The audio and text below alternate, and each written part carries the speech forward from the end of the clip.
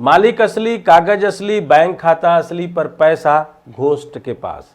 यही है उस महान योजना का असली चेहरा जिसे सरकार ने भ्रष्टाचार मुक्त भारत का सबसे बड़ा हथियार बताया था। जिन किसानों को राहत का वायदा किया गया, उनकी जमीन तो गिरवी रही, पर कर्ज की रकम बैंक एजेंट की जेब में पहुंची। जिन छात्रों को स्कॉलरशिप दी गई, उनकी कॉपियां तो खाली रह गई, पर रकम कॉलेज प्रबंधकों की कार की किस्त बन गई। जिन विधवाओं को पेंशन का सहारा था, उनकी आंखें तो आंसू से भीगी रही, पर पेंशन घोस्ट खाते से निकलकर दलाल की शराब और सट्टे में बह गई। और ऊपर से यह भाषण है कि अब पैसा सीधे खाते में पहुंचता है। हाँ, पहुंचता है, लेकिन खाता असली का होता है और रकम घोस्ट लुटेरे की। यही है डिजिटल इंडिया की सबसे खतरनाक गवाही। डायरेक्ट बेनिफिट ट्रांसफर नहीं, डायरेक्ट ब्राइब ट्रांसफर।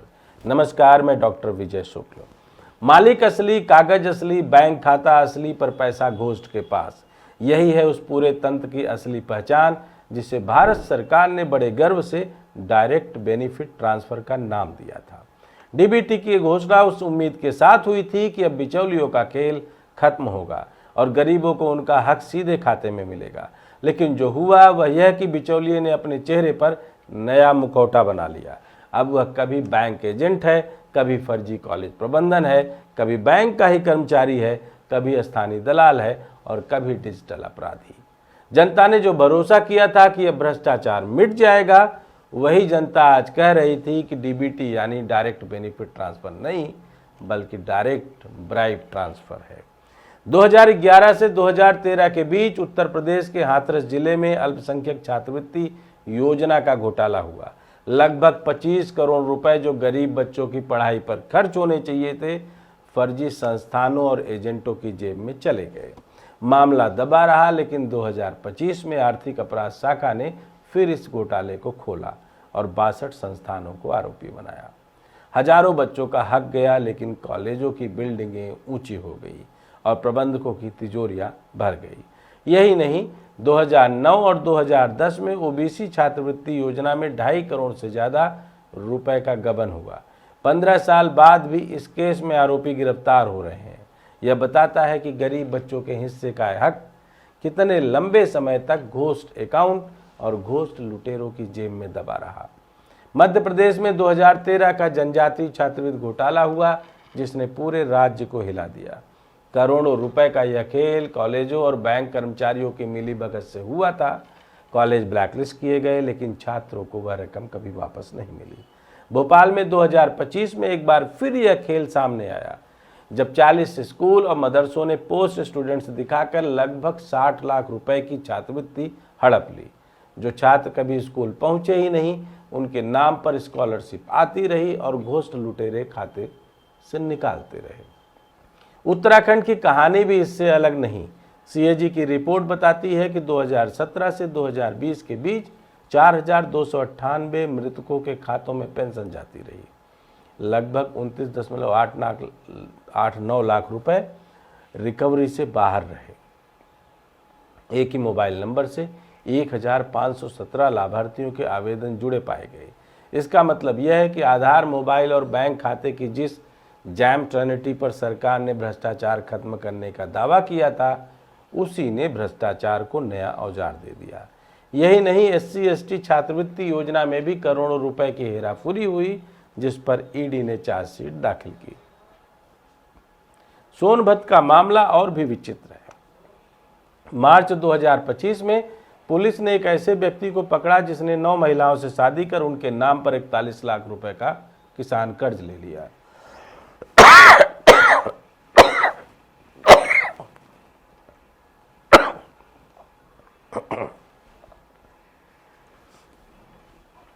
यह दिखाता है कि बैंक एजेंट और अधिकारी कैसे घोस्ट लुटेरों की तरह काम करते हैं। असली महिलाएं मौजूद थी, उनके नाम पर असली खाते खोले गए, लेकिन कर्ज का पैसा कभी उनके हाथ नहीं लगा। लखनऊ की SBI काकोरी शाखा से 2014 से 2017 के बीच फर्जी दस्तावेजों से 6.6 करोड़ रुपए के किसान क्रेडिट कार्ड ऋण जारी किए गए। CBI ने इसकी जांच शुरू की तो पता चला कि बैंक के भीतर बैठे कर्मचारी भी इस खेल में शामिल थे। हैदराबाद में IDBI बैंक का मामला भी यही बताता है। 2025 में बैंक मैनेजर समेत 7 लोग गिरफ्तार हुए, जिन्होंने 2.61 करोड़ रुपए के किसान कर्ज और 25 लाख रुपए के माइक्रो लोन फर्जी दस्तावेजों के सहारे निकाल लिए। तेलंगाना और आंध्र प्रदेश में फिश टैंक लोन के नाम पर 311.05 करोड़ रुपए की लूट हुई और प्रवर्तन निदेशालय ने संपत्तियां अटैच की। मणिपुर के उखरूल जिले में 1200 से ज़्यादा किसानों के नाम पर केसीसी कर्ज निकाला गया, जबकि असली किसानों को यह तक नहीं पता था कि उनके नाम पर कोई लोन जारी हुआ है। दिसंबर 2024 तक किसान क्रेडिट कार्ड योजना में एनपीए 97,543 करोड़ रुपए तक पहुंच गया। यह 4 वर्षों में 42% की वृद्धि थी। सवाल यही है कि इसमें कितना हिस्सा असली किसानों की मजबूरी का है और कितना हिस्सा उन घोस्ट अकाउंट्स का है जिन्हें बैंक कर्मचारियों और एजेंटों ने पैदा किया। सच्चाई यही है कि दोनों मिले जुले हैं। असली किसान भी प्राकृतिक आपदा, सूखा, बाढ़ और मंडी की लूट से कर्ज नहीं चुका पा रहा है और कागजी किसान भी बैंकिंग सिस्टम की मिलीभगत से करोड़ों का कर्ज खा रहा है। 2024 में डिजिटल फ्रॉड ने नया कीर्तिमान बना दिया। राष्ट्रीय अपराध रिकॉर्ड ब्यूरो और आरबीआई के आंकड़े बताते हैं कि भारतीयों से 22,842 करोड़ रुपए साइबर अपराधियों ने चुरा लिए। 2023 में यह आंकड़ा 7,465 करोड़ था, यानी एक साल में 3 गुना से भी ज़्यादा वृद्धि। इनमें सबसे आसान निशाना वही डीबीटी खाते थे जिनके मालिक ओटीपी, यूपीआई और लिंक नहीं समझते थे। ओटीपी मोबाइल पर आया लेकिन मोबाइल एजेंट के पास था। गरीब को लगा कि पैसा उसके खाते में है, लेकिन असली फायदा घोस्ट लुटेरा उठा रहा था। सरकार दावा करती है कि डीबीटी ने 10 सालों में 3.48 लाख करोड़ रुपए की बचत कराई है और 11 करोड़ लाभार्थियों से अब संख्या बढ़कर 176 करोड़ हो गई है। यह आंकड़े कागजों पर सही हो सकते हैं, लेकिन गरीब जनता के लिए यह सब खोखले हैं। जब असली किसान अपने खेत बेचकर भी कर्ज नहीं चुका पा रहा, जब छात्र अपनी पढ़ाई छोड़कर मजदूरी कर रहा, जब विधवा अपनी पेंशन के लिए बैंक की लाइन में खड़ी होकर खाली हाथ लौट रही, तब ये बचत सिर्फ सरकार के खजाने में लिखी लाइनें हैं। असल समस्या यह है कि डीबीटी का पूरा ढांचा घोस्ट लुटेरों के कब्जों में चला गया है। बैंक एजेंट खाते के मालिक बन बैठे हैं, फर्जी कॉलेज स्कॉलरशिप खाते निकल रहे हैं, मृतकों के नाम से खाते चल रहे हैं और पेंशन निकाली जा रही है। दलाल विधवाओं और बुजुर्गों का पैसा निकाल रहे हैं। साइबर अपराधी क्लिक भर से खाता साफ कर देते हैं और सबसे बड़ा घोस्ट लुटेरा वे नीति निर्माता और अफसर हैं जो इन सब रिपोर्टों को दबा देते हैं और जनता के सामने भाषण देकर कहते हैं कि भ्रष्टाचार खत्म हो गया है। यही वजह है कि जनता अब खुलेआम कह रही है कि डीबीटी का असली नाम डायरेक्ट बेनिफिट ट्रांसफर नहीं बल्कि डायरेक्ट ब्राइब ट्रांसफर है। मालिक असली है, कागज असली है, बैंक खाता असली है, लेकिन पैसा कभी असली मालिक तक नहीं पहुंचता। वह पैसा खाते में आते ही घोस्ट अकाउंट की सुरंग में समा जाता है और घोस्ट लुटेरों की जेब में टिक जाता है। जब तक इस देश की राजनीति और प्रशासन यह तय नहीं करते कि हर घोस्ट अकाउंट की पहचान होगी, हर घोस्ट लुटेरा जेल जाएगा और हर असली मालिक को उसका हक हाथ में मिलेगा, तब तक डीबीटी जनता के लिए भरोसे का प्रतीक नहीं बल्कि लूट का औजार ही रहेगा।